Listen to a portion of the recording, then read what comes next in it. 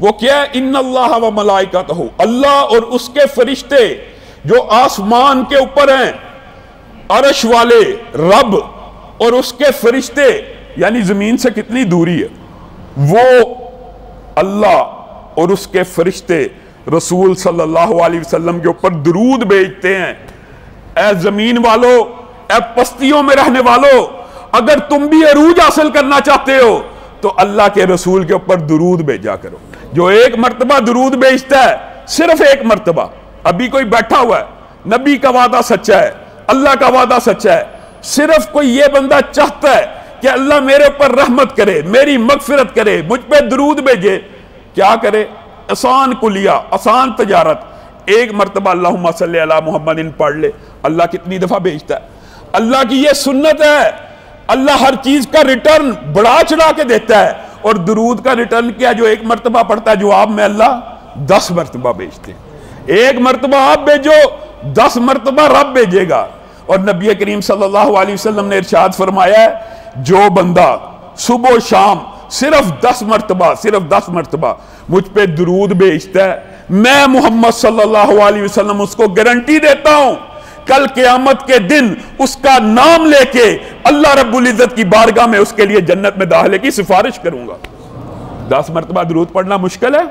صبح و شام ہمیں کیا ہو گیا ہے؟ ہم یہ وظائف اپنی زندگی میں ایسے شامل کیوں نہیں کرتے کہ ہماری روٹین کا حصہ بن جائیں؟ ابی بن کعب آتے ہیں، نبی کریم سے پوچھتے ہیں، مشہور حدیث ہے، آقا میں کتنا حصہ آپ پہ درود بھیجا کروں؟ آپ درود کے اتنے فضائل بیان کرتے ہیں، آپ درود کے اتنے مناقب بیان کرتے ہیں، 1/4 حصہ میں نے آپ کی ذات کے لیے اب مختص کر لیا اپنے اذکار میں سے۔ 1/4 ابی بہت اچھی بات ہے، 1/4، لیکن اگر تو زیادہ کرے تیرے لیے بہتر ہے۔ اے اللہ کے رسول نصف، اگر تو زیادہ کرے بہتر ہے۔ 2/3، اے اللہ کے رسول 2/3۔ نبی کریم نے کہا اگر اس سے بھی زیادہ کر لے تو بہتر ہے۔ کہا پھر میں کوئی ذکر نہیں کیا کروں گا، پھر میں صرف درود ہی پڑھا کروں گا۔ نبی کریم صلی اللہ علیہ وسلم نے ارشاد فرمایا پھر میری بات سن لے، دنیا اور آخرت کے سارے غم تجھ سے دور کر دیے جائیں گے، دنیا اور آخرت کے سارے غم دور ہو جائیں گے، بندہ جنت میں چلا جائے گا۔ سارے وظیفے بھی اگر کوئی بندہ نہیں کرتا، صرف درود پاک بھی پڑھتا رہتا ہے۔ ایک صاحب بھی درود پڑھ رہے ہیں، اللہ کی حمد بیان کی، اللہ کی تسبیح بیان کی، درود پڑھا، نبی کریم صلی اللہ علیہ وسلم مسکرانا شروع ہو گئے، کہا مانگ تیری دعا اللہ ضرور سنے گا۔ اس حدیث کے اندر چند باتیں پوشیدہ حکمت کی۔ کیا؟ بعض لوگ اللہ سے جب مانگنے پہ آتے ہیں نا، بے قرار ہوتے ہیں، ظاہر ہے مجبور ہوتا ہے بندہ، اللہ براہ راست اللہ میرا یہ کام کر دے، اللہ میرا یہ کام کر دے۔ اللہ سے مانگا جا سکتا ہے، لیکن کچھ ادب ہوتا ہے، کچھ طریقہ ہوتا ہے۔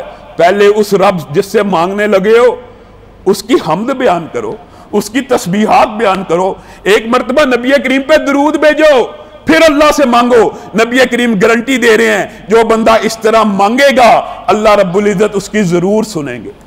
آگے آئیے، نبی کریم صلی اللہ علیہ وسلم نے ارشاد فرمایا، اور لوگوں یہ کتنی فضیلت کی بات ہے، یہ کتنے مقام کی بات ہے، اللہ کی قسم ہم تو سمجھتے ہیں انبیاء اور صدیقین کے قدموں میں بھی ہمیں جنت میں جگہ مل جائے ہم کامیاب ہیں، ان کا مقام تو اتنا بلند ہے۔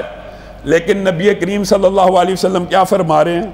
جو دنیا میں جتنا زیادہ درود پڑھتا ہوگا کل قیامت کے دن مجھ محمد صلی اللہ علیہ وسلم کے اتنا قریب ہوگا۔ جو جتنا درود پڑھے گا نبی کریم صلی اللہ علیہ وسلم کے اتنا ہی قریب ہوگا۔ ہم اپنی زندگی